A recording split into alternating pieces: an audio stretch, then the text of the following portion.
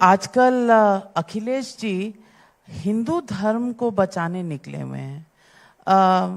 आपको वो योगी जी नहीं कहते, आपके नाम से पुकारते हैं, बिष्ट साहब कहते हैं। आज भी सुबह 2 बार उन्होंने कहा।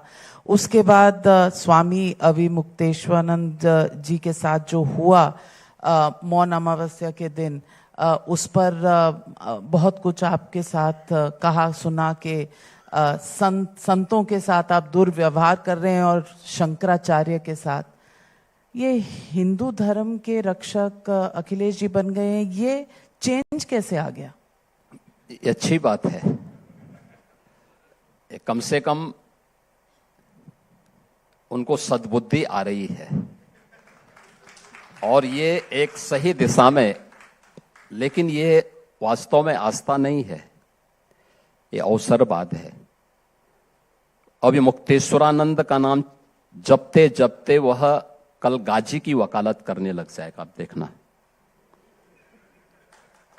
क्योंकि ये लोग अवसरवादी हैं। याद करिए ना, जब हम लोगों ने 2017 में बात कही थी कि हम लोग अयोध्या में दीपोत्सव के कार्यक्रम के साथ ही मथुरा, वृंदावन और ब्रज क्षेत्र के विकास की एक कार्य योजना को लेकर के हम आगे बढ़े थे।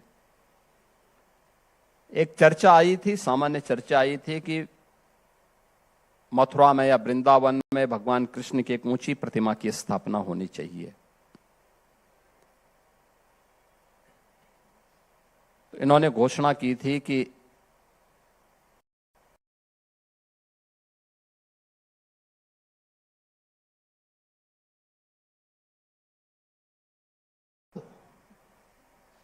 हम कृष्ण की बात कर रहे हैं, वे दुर्योधन की बात कर रहे हैं।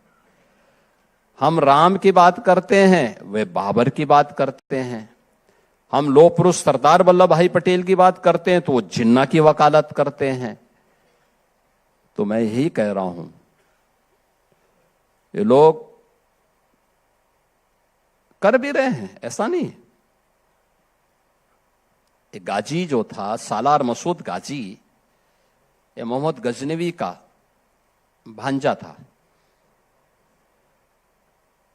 सोमनाथ के मंदिर को अपवित्र करने का पाप इसी ने किया था। अयोध्या में राम जन्मभूमि पर पहला आतंकी हमला इसी ने किया था और महाराज सोहेल देव ने इस पापी को इसकी सजा दी थी। जिस गाजी को उसके पाप की सजा महाराज सोहेल देव ने दिया, उस महाराज सोहेल देव का अखिलेश यादव विरोध करते हैं और गाजी को महिमा मंडन करते हैं। यह हमारी सरकार को इस बात का गौरव है कि महाराज सोहेल देव का भव्य स्मारक बहराइच में हमारी सरकार ने बनाया है। महाराज सोहेल देव के नाम पर पहला विश्वविद्यालय आजमगढ़ में हमारी सरकार ने बनाया। उस आजमगढ़ से अखिलेश यादव कई बार सांसद रहे हैं, लेकिन एक भी बार इन्होंने वहां पर इस दिशा में सोचा नहीं है। नहीं, क्योंकि शिक्षा से, स्वास्थ्य से, निवेश से तो इनका दूर दूर तक कोई रिश्ता ही नहीं है। इनका रिश्ता भ्रष्टाचार से जुड़ी हुई किसी योजना पर होता है। इनका रिश्ता प्रदेश में व्यवस्था, अराजकता और कर्फ्यू से होता है।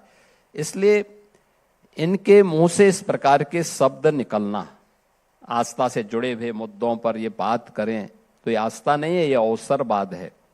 और इस अवसरवाद से प्रदेश का हर व्यक्ति जानकारी रखता है। राम भक्तों पर आखिर गोली किसने चलाई थी? इन्हीं लोगों ने तो चलाई थी राम भक्तों पर गोलियां।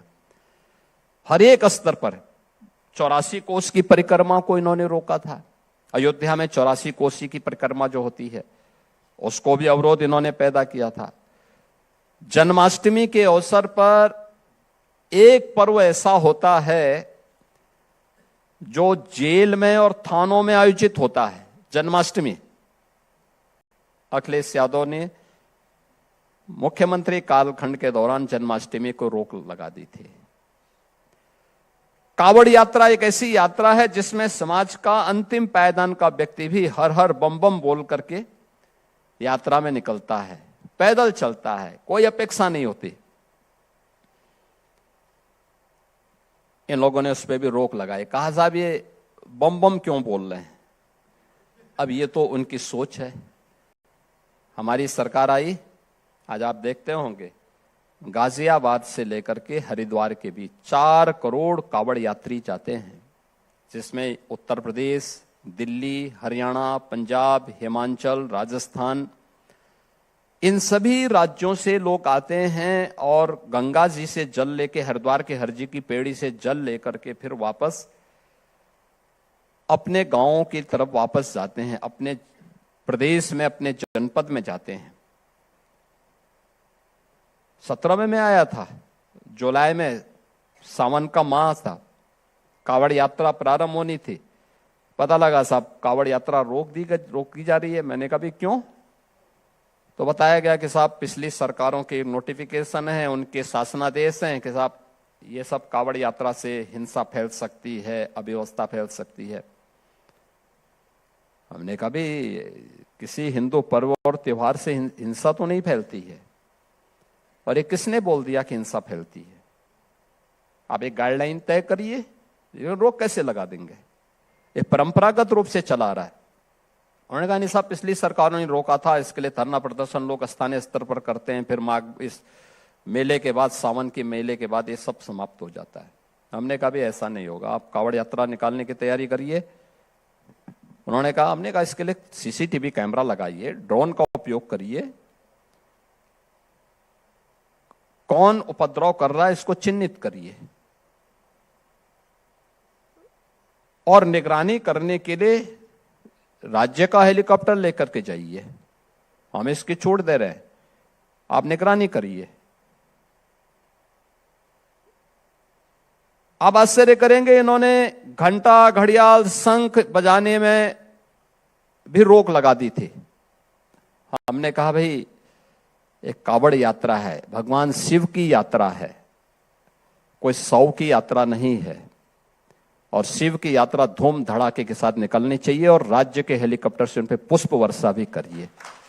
और 4.5 करोड़ की संख्या में कावड़ यात्री निकलते हैं, कोई दंगा नहीं, कोई अराजकता नहीं, कोई अव्यवस्था नहीं। तो कावड़ यात्रा को भी इन्होंने रोका था। ये आस्था की बात करेंगे। पर बड़ी शान से ये कहते हैं कि फैजाबाद, अयोध्या में तो समाजवादी पार्टी जीत गई, बीजेपी हार गई। विधानसभा में फिर हमने उनका जमानत जब्त भी करवाई है। देखिए, गुमराह करके एक बार ये लोग गुमराह भले ही कर सकते हैं। मुझे आश्चर्य हो रहा था, संविधान की दुहाई वह समाजवादी पार्टी करती है जो हल्ला बोल का नारा देती है। आखिर यही तो है समाजवादी पार्टी, जिसने हल्ला बोल का नारा दिया था। बाबा साहब अंबेडकर की बात वह समाजवादी पार्टी करती है जिसने उनके नाम पर बने हुए सामाजिक न्याय के स्मारकों को नष्ट करने का काम किया था, उनके नाम को हटाने का काम किया था। कन्नौज के medical college, government medical college का नाम बाबा साहब भीमराव अंबेडकर के नाम पे था। अखिलेश जी की सरकार ने उस नाम को हटा दिया। तो उससे पहले कि वह किसी और के नाम पे हो, जनता ने इनको बाहर का रास्ता दिखा दिया। हमारी सरकार आई, हमने फिर से बाबा साहब भीमराव अंबेडकर के नाम से उस मेडिकल कॉलेज का नामकरण किया है। ऐसे सहारनपुर मेडिकल कॉलेज का नाम कांसीराम जी के नाम पे। अरे आपकी बस बहुजन समाज पार्टी से आपकी दुश्मनी रही होगी, लेकिन सामाजिक न्याय के लिए काम करने वाले उन लोगों के प्रति इस प्रकार की नफरत क्यों? गठबंधन भी था, जो भी रहा हो, लेकिन उस सबके बावजूद गठबंधन, उसके बाद मैंने कहा ना, इनके गठबंधन ये अवसरवादी हैं। ये अवसरवाद गठबंधन में ही नहीं दिखता है, ये इनके अंतःकरण में भी दिखता है। और ये अंतःकरण वही है जो ये आज बोल रहे हैं।